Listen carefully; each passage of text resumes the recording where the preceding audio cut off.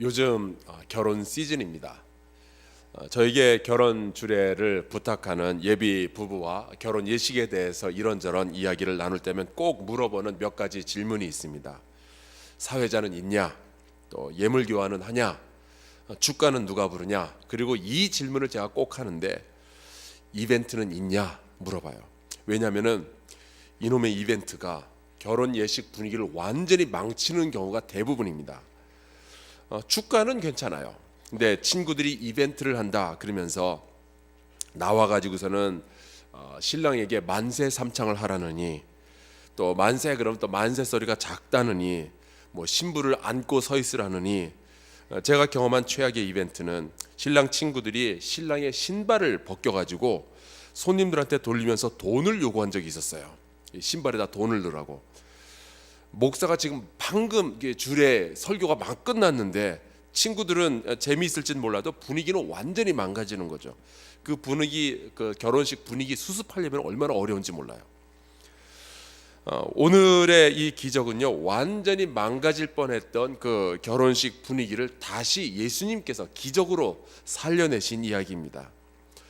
저는 오늘날의 대한민국에 지금 이러한 기적이 필요한 것 같아요. 나름 2002년 월드컵 지나면서 젊은이들과 기업들이 으쌰으쌰하던 분위기였는데, 막 대한민국 막 살아나는 분위기였는데 박근혜, 최순실 두 사람이 아주 싹 말아먹었습니다. 대법원 판결이 또 났으면은 억울하건 분하건 깨끗이 승복하고 대한민국이 법치국가로서 다음 단계로 나갈 수 있도록 이게 큰 마음 좀 품어줘야 되는데 그것도 못하고 이기는 것만 알았지 매너 있게 지는 법을 모르는 것 같아요. 주님께서 이 대한민국의 분위기 좀 잘 수습해 주시기를 바라면서 여러분 또 기도해 주시기 바라고요. 또 앞으로 여러분의 자녀는 좀 평소에 운동 시합 같은 거 좀 시키고, 그래서 졌을 때 어떻게 그 졌다는 것을, 패배를 매너 있게 받아들이는지 좀 교육도 시켜주면 좋겠어요. 내 손주나 자녀가 대통령 될지도 모른다고 생각했던 분들은 아멘 하시기 바랍니다. 2000년 전에 가나라는 작은 동네에 결혼식이 있었어요. 예수님의 어머니 마리아도 그 결혼식에 있었고 예수님과 그의 제자들도 그 결혼 예식에 초대를 받았습니다. 그러니까 예수님도 파티 장소에 가신 거죠.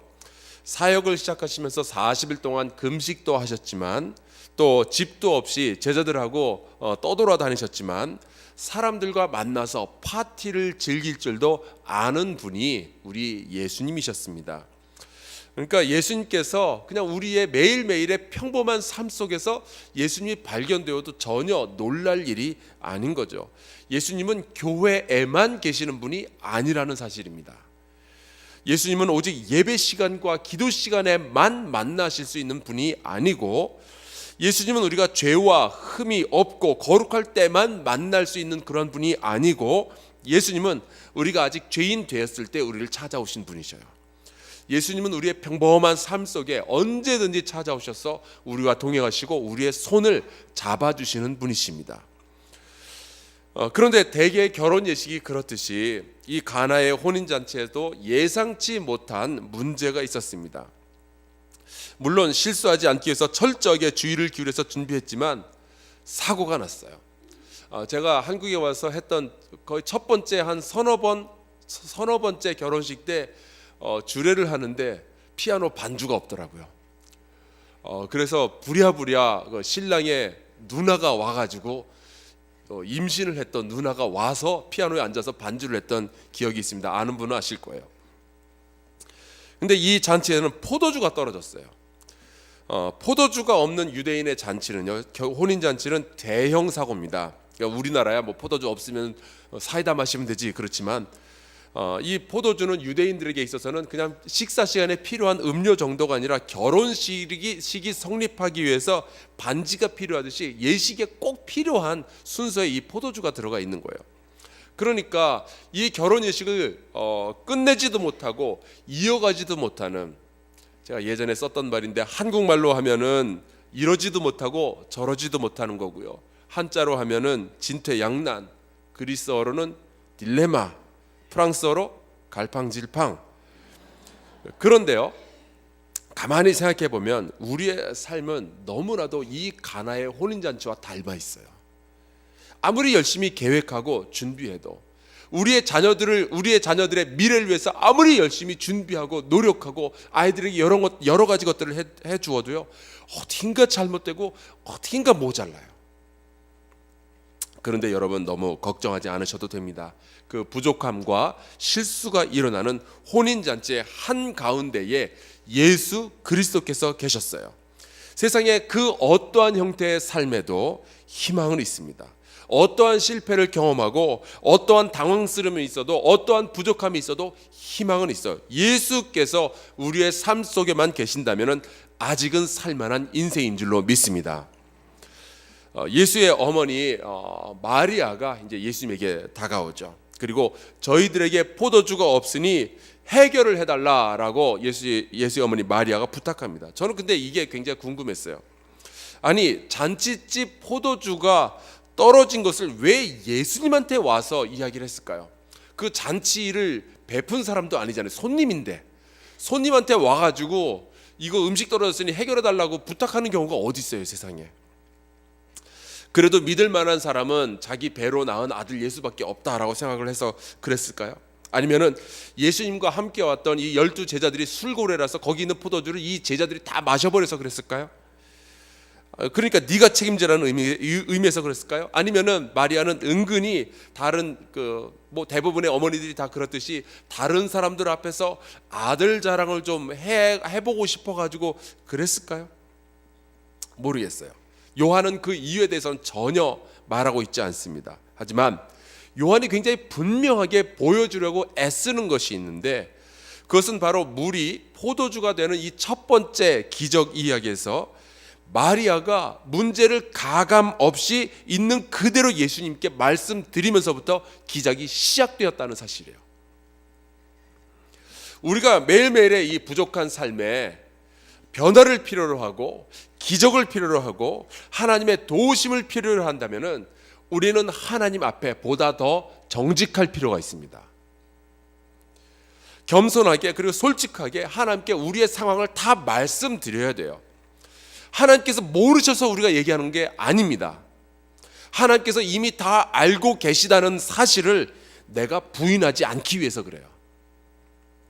경제적인 문제, 가정의 문제, 학교와 직장의 문제, 주님 앞에 나와서 다 쏟아놓고 정직하게 기도하시기를 주의 이름으로 축원합니다. 자, 드디어 물로 포도주를 만든 기적에 대해서 이야기를 좀 해야 되겠죠? 여러분, 물로 포도주 만든 기적을 좋아하세요? 저는 하나도 쓸 데가 없어요. 저는 이렇게 알코올이 들어간 건 못 먹어요. 차라리 포도주로 물을 만들면은 그건 오케이. 근데 물로 포도주 만든 건 저한테는 소용없어요. 그래서인지 제가 이 말씀을 묵상하는 가운데 관심을 갖게 된 것은 포도주가 됐다 이게 아니고 그 혼인잔치에 있던 사람들에 대해서 제가 관심을 가지게 됐습니다. 이 기적 이야기 안에 보면은 두 종류의 사람들이 나오죠. 첫 번째 그룹은 물로 만든 포도주를 맛본 사람들, 그 연회장과 그와 함께 했던 손님들입니다. 이들은 기적의 혜택을 받았던 사람들이에요. 예수님의 능력을 통해서 위기를 탈출했던 사람들입니다. 이들은 자기들이 원래 받을 것보다 훨씬 더 좋은 포도주를 받은 사람들입니다. 시간이 흘러갈수록 더 나쁜 포도주를 먹어야 될 사람들이 오히려 시간이 흘러갈수록 더 좋은 포도주를 맛보게 되었다고 즐거워했던 사람들이에요. 이른바 기적의 수혜자들. 그런데 9절 말씀에 보니까 그들은 기적은 맛보았으나 그 기적의 근원 대신 예수 그리스도를 알게 되는 데까지는 이르지 못하였어요. 요한이 분명히 기록을 해놨어요. 어디서 왔는지 모르더라.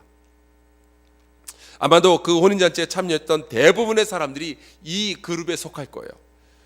그들은 어떤 과정을 통해서 포도주가 만들어졌는지, 어떻게 해서 자기들의 이 혼인잔치 이 분위기가 망가지지가 않고 그대로 유지가 될 수 있었는지, 계속해서 잔치를 할 수 있었는지 모르는 사람들이었어요. 하나님의 기적과 은총 가운데 있지만 어떻게 해서 자기들이 그렇게 기적과 은총 가운데 있는지, 누구에게 감사해야 되는지도 모르는 사람들이 이 연회장에 있던 손님들입니다. 두 번째 그룹의 사람들, 여기에 여러분이 좀 관심을 가져주시면 좋겠어요. 두 번째 그룹의 사람들은 하인들이에요. 그리고 제자들입니다. 저는 여러분들이 이 하인들과 제자들을 좀 깊이 주목해서 보시기 바라요. 특별히 이 하인들, 그들이 첫 번째 그룹과 어떻게 다른지 아세요? 이 하인들은 기적의 혜택을 받은 사람들이 아니고 기적이 일어나는 과정에 참여했던 사람들입니다. 그들은 주님의 기적을 즐기지는 못했으나 주님과 같이 기적을 만들어낸 사람들이에요. 그 기적을 어떻게 만들었을까요? 순종입니다. 예수께서 말씀하셨어요. 돌 항아리 6에 물을 부어라. 아니, 포도주가 필요하면은 포도를 으깨든지 아니면 가게에 나가서 포도주를 사와야죠. 아니, 왜 항아리에다가 물을 부어요? 근데 이 하인들은 그대로 순종을 합니다. 그리고 다시 예수께서 다음 명령을 내리시는데 이건 뭐 거의 농담에 가까워요. 그 물을 떠다가 연회장에 갖다 주어라. 저는 예수님이 조금만 더 친절하면 좋겠다. 미리 물을 넣어가지고 내가 그걸 떠다 주면 그걸로 포도주를 만들어 줄게. 뭐 미리 설명을 해주시든지. 예수님은 그런 거 없이 물을 버라, 갖다 주어라, 이것까지만 말씀을 하셔요. 때로 주님은 우리한테 그렇게 이야기를 하셔요. 이렇게 네가 행동하면은 나중에 이렇게 해줄게. 설명 없이 그냥 순종하라 그러면서 하나의 말씀을 해주시죠. 여기에 순종을 하느냐 못하느냐가 기적이 만들어지느냐 안 만들어지느냐의 차이를 만들어내요. 오늘날 여러분에게 주께서 주시는 말씀이 있을 거예요. 근데 주님이 세세하게 설명을 안 주시고 그냥 이렇게 하여라 라고만 말씀을 주실 때 순종할 수 있는 용기가 여러분에게 있으시기를 간절히 축원합니다. 물을 갖다 줘라. 물을 떠다가 연회장에 갖다 주어라. 손님들이 아무리 취해서도 설마니 포도주하고 물을 분간하지 못하겠어요? 근데 그때도 하인들은 무식할 정도로 순종합니다. 놀랍게도 그 순종의 결과가 물이 포도주로 바뀌는 기적이 일어나게 된 거예요. 완전히 분위기 망쳐버릴 뻔했던 그 혼인잔치가 계속되는 기적이 일어나는 겁니다. 우리의 인생 완전히 망가질 뻔했었는데 그 순종을 통해서 인생이 계속되는 기적이 일어난 거예요. 내 자녀 완전히 망가질 뻔했는데 이 순종 하나로 내 자녀가 계속 인생을 이어나갈 수 있는 기적이 일어난 거예요. 그리고 2장 9절 말씀에 이렇게 기록하고 있어요. 연회장은 물로 된 포도주를 맛보고도 어디서 났는지 알지 못하되 물 떠온 하인들은 알더라. 저는요, 이 가나의 혼인잔치에서 가나의 혼인잔치 이야기에서 가장 중요한 것은요, 물도 아니고요, 포도주도 아니고요, 이 하인들은 알더라라고 하는 그 말씀이에요. 하인들은 자기들이 이 기적의 결과였던 포도주를 마시고 취할 수는 없었지만, 그 기적의 혜택을 받을 수는 없었지만, 다른 사람들을 섬기는 과정에서 또 예수 그리스도께 순종하는 과정에서 포도주보다 더 귀한, 그 기적보다 더 귀한 예수 그리스도를 알게 되었어요. 요한복음에서 이 안다라는 것이 굉장히 중요하죠. 요한복음 17장 3절에 이런 말씀이 있습니다. 영생은 곧 유일하신 참 하나님과 그가 보내신 자 예수 그리스도를 아는 것이니이다. 어떤 사람들은 기적이 일어나기 위해서 우리에게 뭔가 특별한 능력이 필요하다라고 생각을 해요. 혹은 특별한 사람만이 기적을 일으킨다라고 생각을 해요. 치유의 은사와 미래를 막 내다보는 은사와 뭐 투시의 은사 등등 있으면 좋겠어요. 저도 그런 특별한 능력이 있으면 참 좋겠어요. 그러나 기적이라는 것은 우리의 특별한 능력을 통해서 우리가 만들어내는 것이 아니라 우리의 순종을 통해서 주님께서 만들어내시는 거예요. 사랑하는 성도 여러분, 능력 달라고 기도하시는 분들 많죠? 이번에는 기억하시기 바라요. 순종이 곧 능력이에요. 그러니 내가 주께 순종할 수 있도록 도와주시옵소서라고 기도하는 것이 훨씬 더 합당합니다. 저는 목사로서 여러분이 이 팍팍한 세상 가운데 주님께서 주시는 기적의 은총과 그 혜택을 누리시기를 간절히 바랍니다. 그래서 사업도 잘 되고 가정도 평화롭고 건강도 지키고 또 망가진 건강 회복할 수 있기를 바라요. 그러나 그것만큼이나 간절히 기도하는 제목이 있다면은 저와 여러분이 기적이 일어나는 과정에 참여하는 순종의 사람들이 되는 거예요. 세상에 수많은 사람들이 기적의 수혜자가 되기를 원합니다. 하지만 이 시대에 주님께서 정말로 찾으시는 사람들은 주님과 함께 기적을 만들어내는 사람들이에요. 저는 여러분이 이 기적을 만들어내는 한사랑교회의 교인이 될 수 있기를 주의 이름으로 축원합니다. 우리 같이 좀 기도했으면 좋겠는데요. 우리의 순종을 통해서 서울과 대한민국과 아시아와 전 세계에 예수 그리스도의 이름으로 기적을 일으키고 변화의 바람이 일어났으면 좋겠어요. 믿음으로 순종하며 그 순종의 능력으로 이 땅에 그리스도의 기적과 변화를 일으키는 우리 모두가 되기를 축복합니다. 주여, 우리가 예수 따라가며 복음 순종하게 하시고 의지하고 순종하는 길이 예수 안에 즐겁고 복된 길인 줄 알게 하여 주시옵소서. 이 기도의 제목 가지고 우리 주여 한번 크게 외치고요, 통성으로 기도하며 나아갑시다. 주여!